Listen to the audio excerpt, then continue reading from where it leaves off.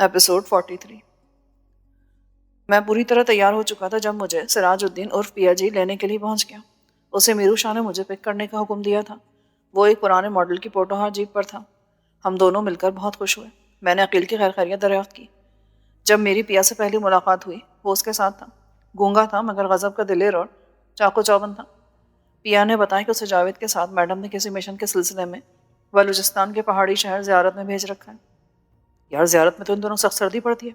सुना है कि वहाँ बर्फबारी भी होती है। ऐसे में वहाँ क्या करेंगे वो? वही मैडम जानते हैं या वो दोनों। ना मैंने पूछा ना उन्होंने बताया। मैंने देखा कि उसका रुख मैडम की कोठी की तरफ नहीं था। पिया, हम कहाँ जा रहे हैं इस वक्त? फिक्र ना करो, किसी गलत जगह नहीं ले जाऊंगा।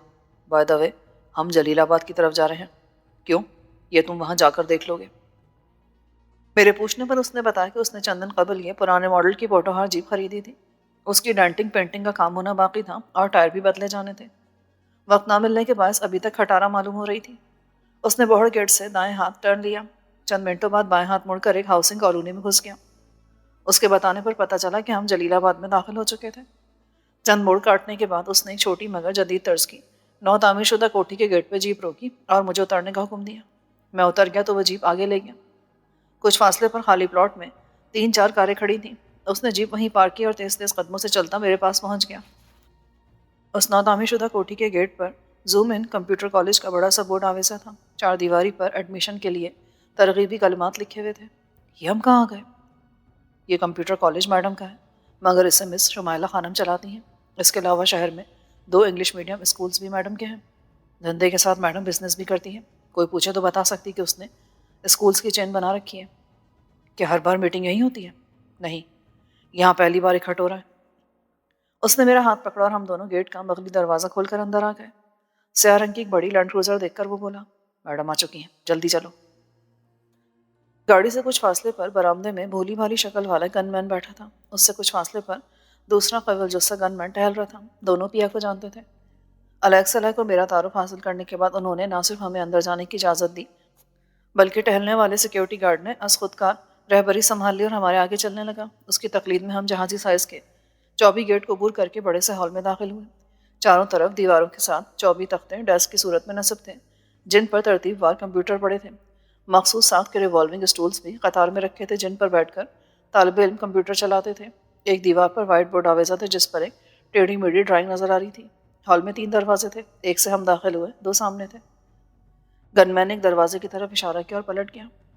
मैं पिया के साथ उस दरवाजे से दाखिल हुआ। सीढ़ियाँ नीचे जाती दिखाई दी। इख्तिताम पर एक बावर्दी सिक्योरिटी गार्ड स्टूल पर डबल मैगजीन शॉर्ट गन थामे चौकस बैठा था। उसने आंखों ही आंखों में मेरी स्कैनिंग की, फिर मेरे बारे में पिया से कई सवाल किए और जेब से मोबाइल निकाल कर किसी से रब्ता किया। मेरे बारे में बताकर हिदायत ली और तब अंदर जाने की इजाज़त मिली। ये छोटा सा कमरा था जिसमें 3 दरवाजे दिखाई दे रहे थे। पिया ने दाहिने हाथ वाला दरवाज़ा खोला और झांक कर अंदर दाखिल हो गया। मैं उसके पीछे आया। सोचा था कि वहाँ 30-40 अफराद मौजूद होंगे, मगर उस 12x18 के तवील कमरे में महज 5 आदमी बैठे थे, जिनमें मैडम तवील और चमकदार कॉन्फ्रेंस टेबल की सदारती कुर्सी पर विराजमान थी। उसके पहलू में मीरू शाह और उसके बाएं हाथे घूंघरियाले बालों वाला लंबा तड़ंगा शख्स बैठा था। उसकी आंखें बड़ी चमकदार थीं। सामने 2 खवातीन और एक फरबही माइल मर्द बैठा था। फूल हर माहौल में जचता है। मैडम यहाँ भी जच रही थी। स्याह पैंट शर्ट और कोट, हल्का और तरोताज़ा मेकअप, बाल जूड़े में बंधे हुए। उस पर से नजरें हटने का नाम नहीं लेती थी। मैडम किसी और जहाँ की मखलूक लग रही थी। वो मेरे नमाक को ताड़ गई, ज़रा सा मुस्कुराई। मैंने झेंप कर नजरें झुका ली। उसकी सख्त आवाज़ मेरे कानों में पड़ी, क्या तुम्हें वक्त का एहसास नहीं है पिया? पिछली मरतबा भी तुम सबसे आखिर में आए थे। सॉरी मैडम, आइंदा ये गलती नहीं होगी। बैठो। चमकदार मेज़ पर गुलदान, टिश्यू पेपर्स और मिनरल वाटर की बोतलें पड़ी थीं। हर एक के सामने एक नोट पैड और पेंसिल भी रखी थी। मुझे इल्म था कि यहाँ मौजूद सभी लोग खतरनाक जराइम पेशा अफराद थे। अगवा, मार धाड़, कत्ल गारत, असला और मंशियात की तरसील इस गिरोह का बिजनेस था। मगर वो अपने लिबास और रखरखाव से किसी भी तरह गुंडे, डाकू या मुजरिम दिखाई नहीं देते थे, बल्कि संजीदा, पढ़े लिखे और बावकार ताजिर लगते थे। हम बैठ गए तो मैडम ने कॉन्फ्रेंस का आगाज़ किया और मेरा तारुफ कराया। 3 पीस सूट में मलबूस शख्स, जिसका नाम बाद में वारिस अली मालूम हुआ, ने पूछा, मैडम, सीनियर्स की मीटिंग में इसकी मौजूदगी क्यों ज़रूरी समझी गई? आप लोगों की हैरानी वजह है, मगर ना सिर्फ शहरियार का तारुफ आपसे कराना ज़रूरी था, बल्कि ये बताना भी मकसूद था कि मैंने साबका 2 मीटिंग्स में ज़ेर बहस आने वाला एक्शन ग्रुप तश्कील दे दिया है। जो काम مختلف ممبران سے مختلف اوقات میں لیا جاتا تھا، اب وہ کام صرف ایکشن گروپ سے لیا جائے گا۔ میں نے مسٹر شہریار کو اس گروپ کا لیڈر بنانے کا فیصلہ کیا ہے۔ سخی محمد، عقیل، عمیر اور طاہرہ اس گروپ میں شامل ہوں گے۔ کیا میں نے درست قدم اٹھایا ہے؟ سبھی نے ایک دوسرے کو دیکھا اور پھر بھٹکتی ہوئی نظریں مجھ پر آن ٹھہری۔ مجھے عجیب سا لگا، ایسا لگ رہا تھا جیسے میں خواب دیکھ رہا ہوں۔ پھر ایکشن گروپ پر تفصیلی بحث کو اگلی میٹنگ پر موقوف کر دیا گیا اور معمول کی کارروائی کا آغاز کرتے ہوئے میڈم نے گھنگریالے بالوں والے طویل قامت شخص کو مخاطب کیا۔ جمال، تمہارے پاس گزشتہ ماہ ایک مشن تھا خواجہ ظفر الحق کو۔ صوبائی اسمبلی کا الیکشن جیتنے کے لیے ساری فنڈنگ ہماری تھی۔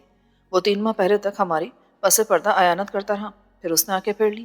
سوچا کہ وہ ممبر بن کر کوئی توپ قسم کی چیز بن گیا ہے، اسے نیچا دکھانا اور اس کا ڈنک نکالنا ضروری تھا جو تمہارے ذمہ لگایا گیا تھا۔ تم نے اسے کامیابی سے پایہ تکمیل تک پہنچایا۔ اسے استعفیٰ دینے پر مجبور کرنا، مجھ سے معافی کا طلبگار ہونا اور اپنا رویہ بدلنا تمہارے مشن کی کامیابی کا منہ بولتا ثبوت ہے۔ ویل ڈن، تم بہت ایکٹیو اور ذمہ دار ہو۔ میں حیرت پاش نظروں سے حاضرین کے بے حد سنجیدہ چہروں کو دیکھ رہا تھا جو میری دانست میں اداکاری کر رہے تھے، ناٹک کر کے ایک دوسرے کو مروب کرنے کی کوشش کر رہے تھے۔ میڈم خاموشی تو سبھی نے جمال کو مبارکباد دی۔ میں نے بھی شرکا محفل کی دیکھا دیکھی اجنبیت کے باوجود اسے جملہ تحسین سے نوازا۔ پھر میڈم کے مطالبے پر اس نے اپنے مشن کی پر تفصیلی گفتگو کی۔ پتہ چلا کہ وہ غیر معمولی صلاحیتوں کا مالک تھا، کاغذ کی ہتھیلی بناتا تھا اور اس ہتھیلی پر سرسوں جما کر دیکھنے والوں کو برتا حیرت میں مبتلا کر دیتا تھا۔ میڈم بولی، وارث نے گزشتہ ماہ مال کی سپلائی حسب معمول بروقت اور بنا رکاوٹ کی ہے۔ اس ماہ اس کے پاس کرنسی کی وصولی اور ترسیل کا اضافی کام سونپا گیا تھا جس کا بونس اسے دے دیا گیا ہے۔ چونکہ وارث کا کام سب سے مشکل اور حساس ہے، اسی لیے میں نے وارث کو زیادہ بونس دیا ہے کیونکہ اس کے ساتھ زیادہ نفری کام کرتی ہے۔ میں وارث کو انگنت کامیابیوں کی مبارکباد دیتی ہوں اور اس پر فخر کرتی ہوں۔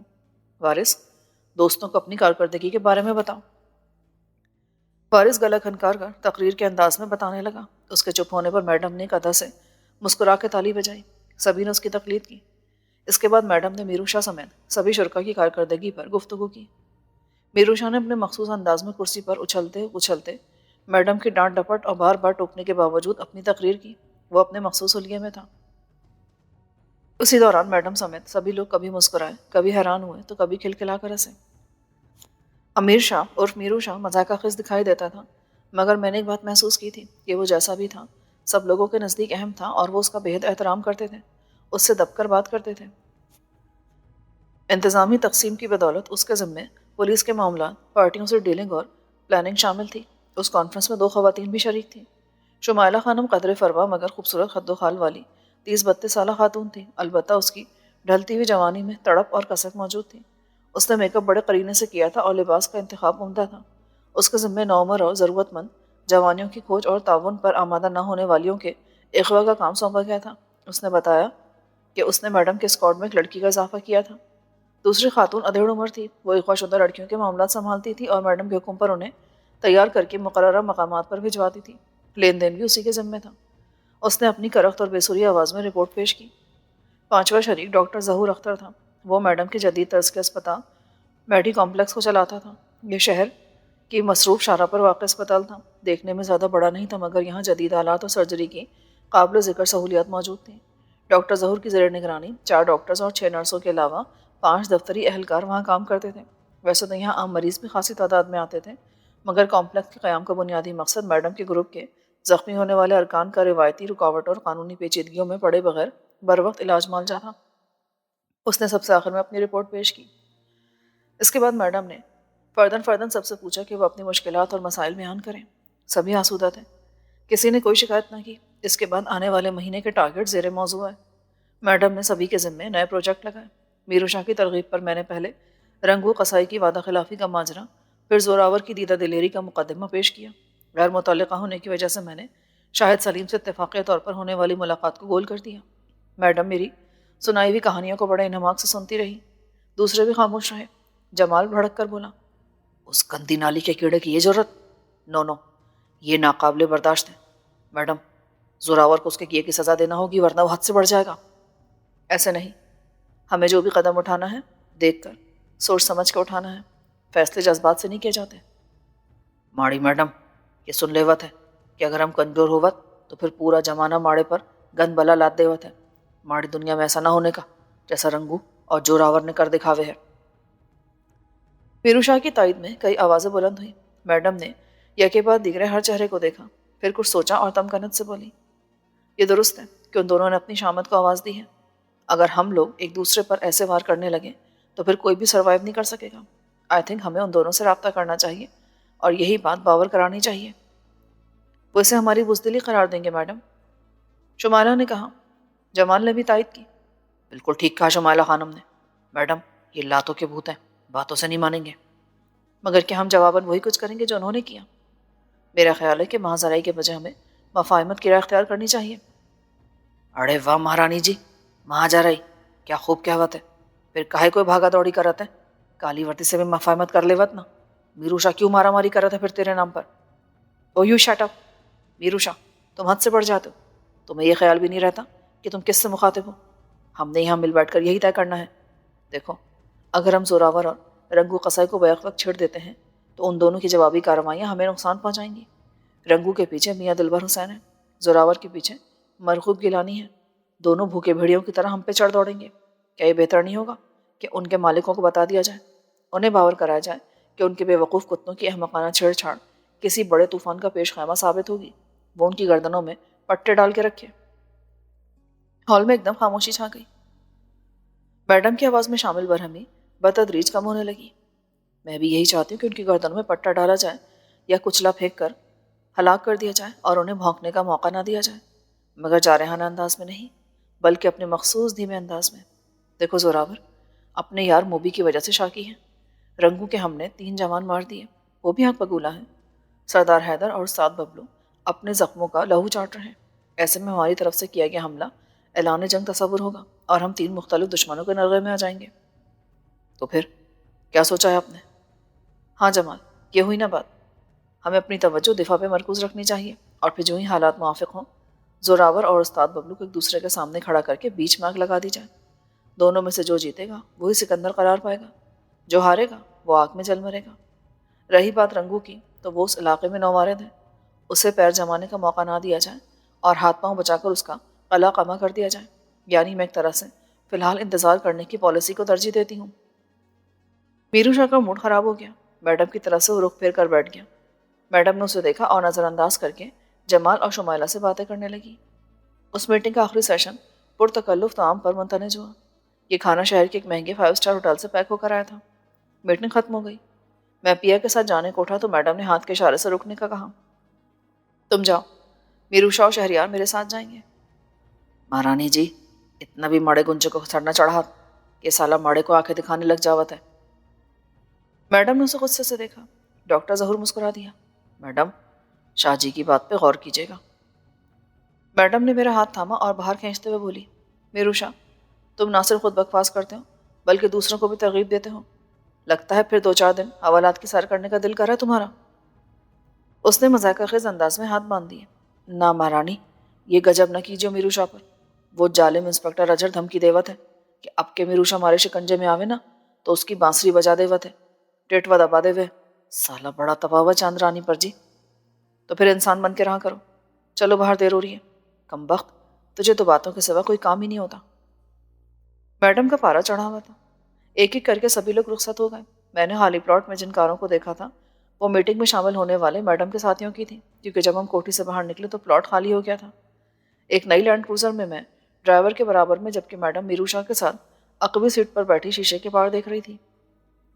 मैंने पूछा, मैडम, क्या इजलास हर माह होता है? हाँ, मैं चाहती हूँ कि मेरा ग्रुप किसी इंटरनेशनल फर्म की तरह काम करे। हम हर माह अपनी कारकर्दगी का जायज़ा लेकर अपने बिजनेस को बेहतर बनाने की कोशिश करें। यही वजह है कि हमें यहाँ काम करने वाले सभी ग्रुप्स पर बरतरी हासिल है। तुम्हें ये ग्रुप लीडर्स की मीटिंग कैसी लगी? बिल्कुल ऐसे ही जैसे किसी बहुत बड़ी इंडस्ट्री का बोर्ड ऑफ डायरेक्टर्स का सालाना बजट तरतीब दिया जाता है। उसके चेहरे पर एहसास तफाखुर उभरा, जबकि मीरू शाह के लबों से हूँ की तंजिया आवाज़ बरामद हुई। मीरू शाह, तुम्हारी सेहत का राज तुम्हारी इन्हीं आदत में पोशीदा है। तुम जलते भुनते बहुत हो मगर सोचते और करते कम हो। बस करो महारानी जी, मीरू शाह की इज्जत का ख्याल जरा भी ना भरत है। तुमने कभी ना सोचा कि आज मेरी मैडम रानी जिस मकाम पर होवत है ये मीरू शाह की ज़बरदस्त मेहनत का नतीजा होवे। पर यह दुनिया बड़ी जालिम है, तो दुनिया से भी ज़्यादा जालिम है।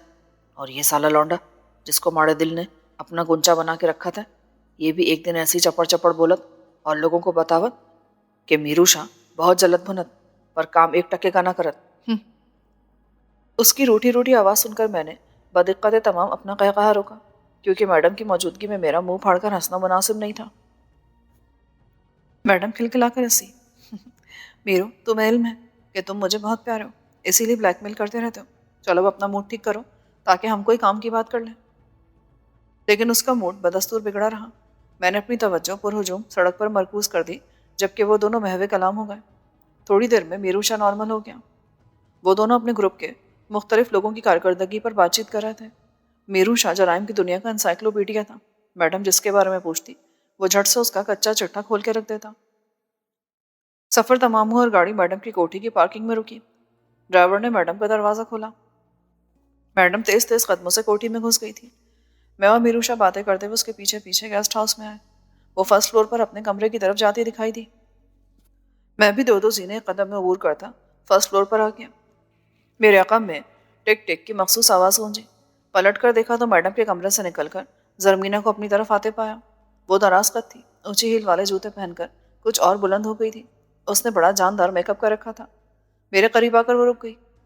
یہاں کیوں کھڑے ہیں؟ میں جواب دیے بغیر اسے دیکھا کیا۔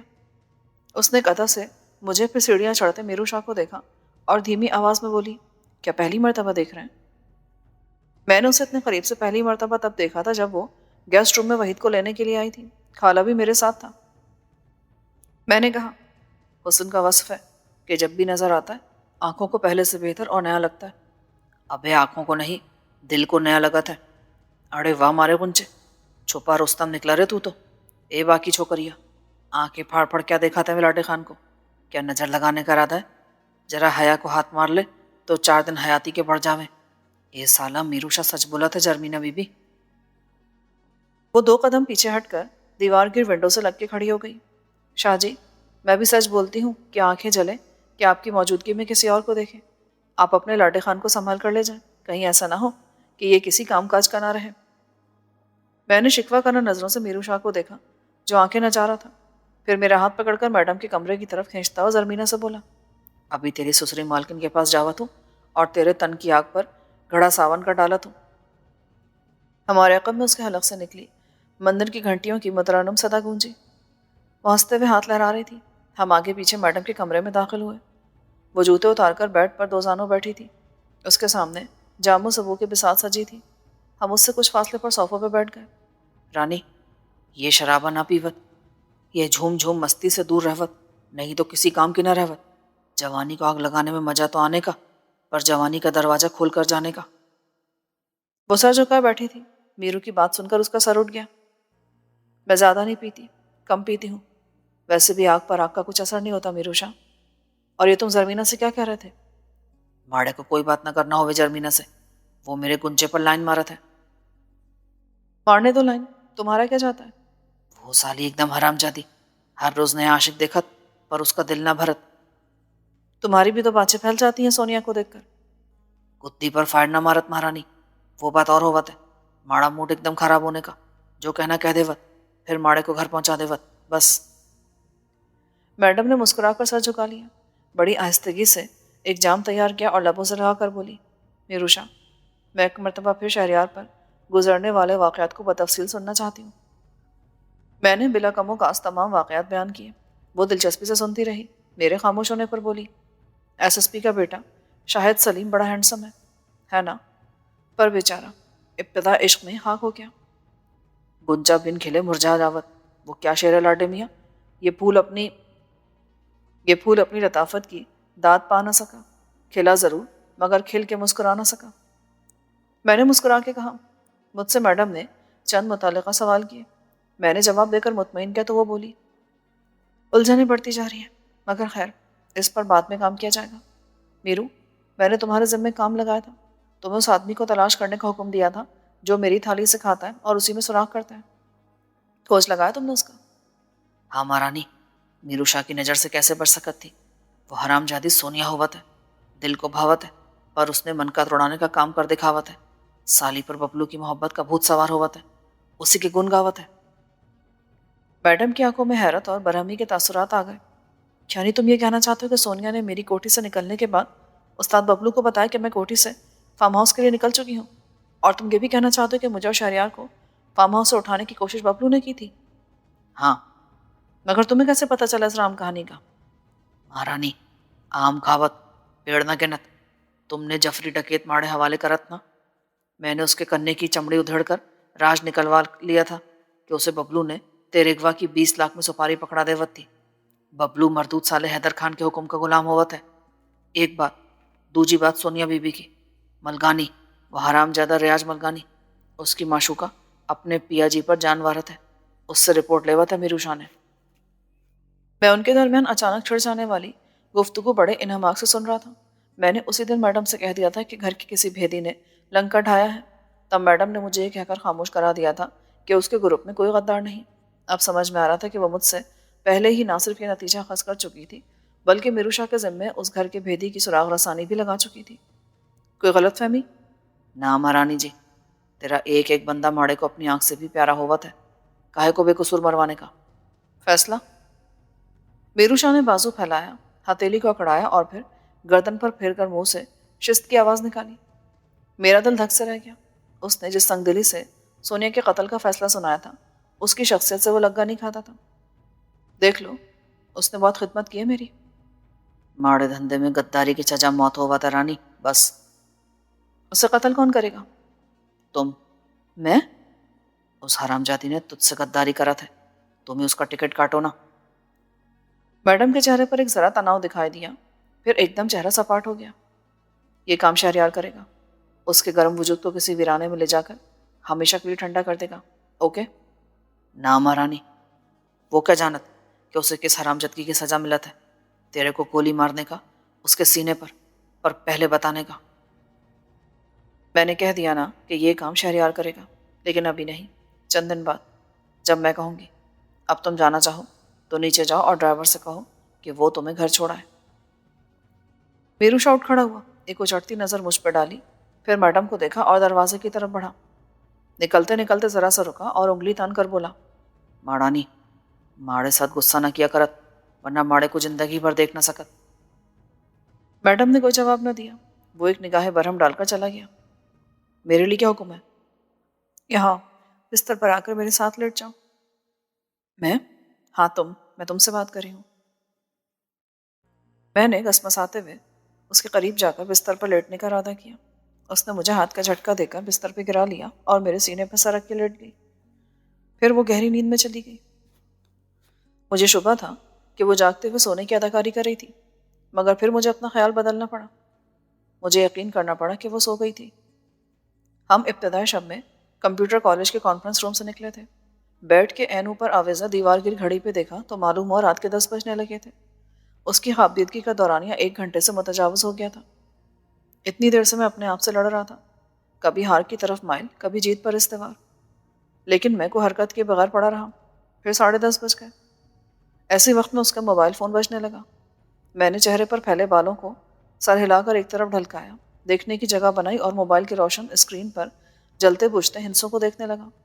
میڈم کے بدن میں کوئی حرکت پیدا نہ ہوئی تو میں نے کہا، میڈم، آپ کا فون بج رہا ہے۔ اس نے بدقت تمام ہونٹ بھینچ کر، آنکھیں سختی سے میچ کر خود کو سنبھالا۔ کسمسا کے بیدار ہوئی تو میں نے اپنی بات دہرائی، بجنے دو، کوئی ضروری کال ہو سکتی ہے۔ نمبر دیکھ رہے ہو تو بتاؤ، صرف آخری 3 ہندسے۔ 099۔ میں نے دیکھا، پھر بولا، انون نمبر ہے، کسی کے ہاتھوں میں کھجلی ہو رہی ہے۔ بزر ایک مرتبہ بج کر پھر خاموش ہو گیا، پھر بجنے لگا۔ وہی نمبر جگمگا رہا تھا۔ وہی ہے نا؟ جی۔ بجنے دو۔ لائن کٹ گئی، لیکن موبائل کا بزر تیسری مرتبہ پھر بجنے لگا۔ اس نے میرا ہاتھ پکڑا ہوا تھا، وہ چھوڑا اور بولی، کال ریسیو کرو اور اسپیکر آن کر دو۔ میں نے بتایا کہ مجھے اس کے موبائل سیٹ کے آپریٹنگ پینل کا علم نہیں ہے۔ اس نے میرا ہاتھ چھوڑا اور ناگن کی طرح تڑپ کر اوندھی ہو گئی۔ ہاتھ بڑھا کر فون قریب کیا مگر بیڈ پہ پڑا رہن دیا۔ کال ریسیو کرتے کو بٹن دبایا۔ اسپیکر سے پھوٹنے والی آواز کمرے میں گونجنے لگی۔ کسی نے ہیلو نہیں کہا تھا، بلکہ چند لمحوں تک سائیں سائیں کی آواز سنائی دیتی رہی۔ پھر ایک چیختی ہوئی نسوانی آواز گونجی، تجھے کہہ رہی ہوں، مجھے اس کا علم نہیں ہے، خدا کے لیے ہماری جان چھوڑ دو۔ نسوانی لہجے سے آیا تھا کہ وہ کوئی بوڑھی اور ان پڑھ خاتون تھی جو بڑے درد میں ڈوب کر چیخی تھی۔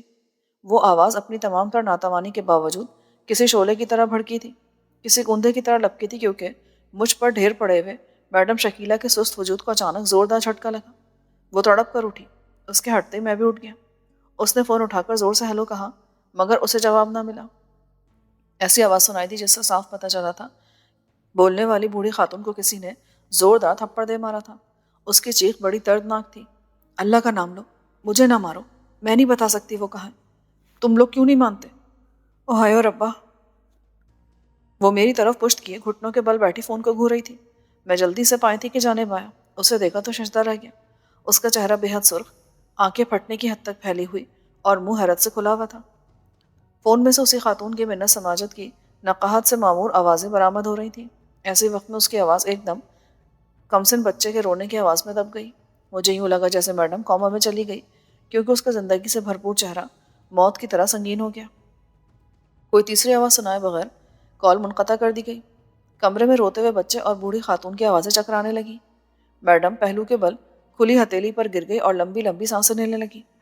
میڈم، کیا ہوا؟ خیریت تو ہے نا؟ اس نے کوئی جواب نہ دیا۔ میں نے پھر ہمت کی اور اس کے مقابل میں بیڈ پر ٹک کر اسے دیکھنے لگا۔ اس نے خالی خالی نظروں سے مجھے دیکھا، پھر فون اٹھا لیا۔ جس نمبر سے کال آئی تھی اس نمبر پر کال اوکے کی۔ دوسری طرف گھنٹی بجی، پھر کسی نے لائن کاٹتے ہوئے اسے سمجھا دیا کہ اسے جتنا سنانا ضروری تھا سنا دیا گیا تھا، اس سے زیادہ اسے کچھ نہیں دیا جائے گا۔ اس نے جھنجھلا کر نمبر ری ڈائل کیا۔ اس مرتبہ اسپیکر میں آپ کا مطلوبہ نمبر اس وقت بند ہے کا ریکارڈ شدہ وائس ٹیپ چلنے لگا۔ میڈم نے ہونٹ کاٹتے ہوئے فون بیڈ پہ ڈال دیا۔ میں نے پہلی مرتبہ اس کے چہرے پر مردنی چھائی دیکھی تھی۔ میڈم، آپ کی حالت درست نہیں ہے۔ وہ مجھے پھٹی پھٹی نگاہوں سے دیکھتی رہی۔ مجھے اس کی ذہنی حالت پر شبہ ہوا۔ بتایا نا کیا ہوا ہے؟ میں نے اس کو جھنجھوڑتے ہوئے کہا۔ میرے جھنجھوڑنے کا خاطر خواہ فائدہ ہوا۔ اس کی آنکھوں میں زندگی کی لہر دوڑی۔ اس نے ایک مرتبہ پھر کال ملانے کی کوشش کی، ناکام ہوئی تو کوئی اور نمبر ملانے کے لیے بٹن پش کرنے لگی۔ ہیلو پیا، کہاں ہو تم اس وقت؟ تبھی پیا کی آواز اسپیکر کے ذریعے میرے کانوں میں پہنچی۔ وہ مؤدبانہ انداز میں بتا رہا تھا کہ وہ اس وقت کسی ہوٹل میں بیٹھا کھانا سرو کیے جانے کا انتظار کر رہا تھا۔ کھانا چھوڑ دو، میں ایک نمبر تمہیں SMS کے ذریعے بھیج رہی ہوں، پتہ کرو اس کا کس کا ہے اور کہاں چل رہا ہے۔ اوکے؟ جی میڈم، 1 گھنٹے میں رپورٹ مل جائے گی۔ نہیں، میرے پاس ٹائم کم ہے، 15-20 منٹوں میں رپورٹ دو۔ اس نے لائن کاٹ دی۔ پاورڈ آف ہونے والے فون کا نمبر پیا کے فون پہ سینڈ کیا اور دونوں ہتھیلیاں رانوں پر ٹکا کر بستر پہ جھکتی چلی گئی۔ مجھے معاملے کی سنگینی کا احساس ہوا۔ وہ بے حد پریشان تھی، اسے میرے دلاسے کی ضرورت تھی۔ میں نے اس کے کندھوں پر ہاتھ رکھا تو وہ چونکی اور مجھے گھورنے لگی۔ میڈم، مجھے پوری طرح تو علم نہیں کہ آپ اس وقت کس الجھن میں گرفتار ہیں، مگر یہ سمجھ رہا ہوں کہ آپ شدید تکلیف میں ہیں۔ خود کو سنبھالیے۔ منتشر ذہن انسان کی مدد نہیں کرتا بلکہ رکاوٹیں کھڑی کرتا ہے۔ وہ افسوس سے مسکرا دی تو غور سے میں نے دیکھا اس کی آنکھوں کے گوشے نم تھے۔ میرا دل کٹ کے رہ گیا۔ میڈم، آپ رو رہی ہیں؟ نہیں، میں بہت چھوٹا ہوں، اتنا کہ آپ کو دکھ کو سمجھنے کی قدرت بھی نہیں رکھتا شاید، مگر میں آپ کی آنکھوں میں آنسو نہیں دیکھ سکتا۔ اگر مناسب سمجھیں تو مجھے حکم دیجیے، کس نے آپ کا دل دکھایا ہے، میں اس پر قہر بن کر ٹوٹ پڑوں گا اور ان آنسوؤں کا خراج من و خون کی صورت میں وصول کر کے پلٹوں گا۔ وہ چند آنسو رو کر تھم گئی تھی، اب رو نہیں رہی تھی کیونکہ اس کا بدن ساکت نہیں تھا۔ میں سمجھ رہا تھا کہ وہ اپنے چہرے کے تاثرات مجھ سے چھپا رہی تھی، تیزی سے کچھ سوچ رہی تھی اور فیصلہ کرنے کی مہلت لے رہی تھی۔ میرا اندازہ سچ ثابت ہوا۔ 2-4 منٹ یا کچھ زیادہ وقت لینے کے بعد وہ ایک جھٹکے سے سیدھی ہوئی، اچھل کر بیڈ پر کھڑی ہوئی اور بولی، شہریار تیاری کرو، تمہیں اپنے گھر اور مجھے کہیں دور جانا ہے۔ کہاں؟ اس نے کوئی جواب نہ دیا بلکہ فون اٹھا کر بیڈ سے اتری اور جلدی جلدی شوز پہننے لگی۔ اس کے خوابیدہ اور جذباتی آسودگی کے پرزم پر دھڑکنے کے بعد نڈھال ہونے والے اعصاب میں یک لخت بجلی سی بھر گئی تھی۔ سائڈ ٹیبل کی دراز سے اس نے سلور کلر کا ایک اسمارٹ سا پسٹل نکالا، میگزین نکال کر چیک کیا، مٹھی بھر فالتو گولیاں نکال کر کوٹ کے اندرونی جیب میں ڈالی، ایک 2.5-3 انچ چوڑا سنہرے رنگ کا ہیئر بینڈ نکال کر اس نے اپنے بالوں پہ چڑھایا۔ اگر جوڑا کھل بھی جاتا تو اس کے لمبے بال اس کے لیے کوئی فوری پریشانی کا سبب پیدا نہیں کر سکتے تھے۔ صوفے اور بیڈ کے عین بیچ میں ترچھے پڑے ڈریسنگ ٹیبل کے سامنے رکی، بالوں کو ہاتھ میں بھر کر جوڑے کی شکل میں سمیٹا اور تیزی سے بولی، چلیں، میں تمہیں شہر میں کہیں اتار دوں گی، رکشہ پکڑ کر گھر چلے جانا۔ میں نے اس بات میں سر ہلایا، اچانک مجھے خیال آیا کہ وہ بہت زیادہ پریشان تھی. اس کا کہیں اکیلے جانا اس وقت کسی بھی لحاظ سے مناسب نہیں تھا. اگر کچھ غلط ہو جاتا تو میرو شاہ میرا جینا دوبھر کر دیتا. میڈم میں آپ کے ساتھ جاؤں گا. کہاں؟ جہاں آپ جا رہی ہیں. نہیں، میں تمہیں ساتھ لے کے نہیں جا رہی. میرا ٹائم ویسٹ نہ کرو اور چلو. نہیں، میں آپ کو اس حالت میں اکیلا نہیں جانے دوں گا. ساتھ جاؤں گا. وہ ٹھٹکی. مگر کیوں؟ بھلے ناراض ہو آپ، مگر میں نے آپ کے ساتھ جانے کا فیصلہ کر لیا ہے. میڈم میں جانتا ہوں کہ آپ بہت طاقتور ہیں، کسی بھی صورتحال سے بآسانی نمٹ سکتی ہیں، مگر میرا دل نہیں مانتا. میں آپ کے ساتھ جاؤں گا. اس نے کچھ دیر سوچا، پھر میرے اصرار کے آگے ہار مان لی. Okay, are you fit for the rushing action? Yes madam I M.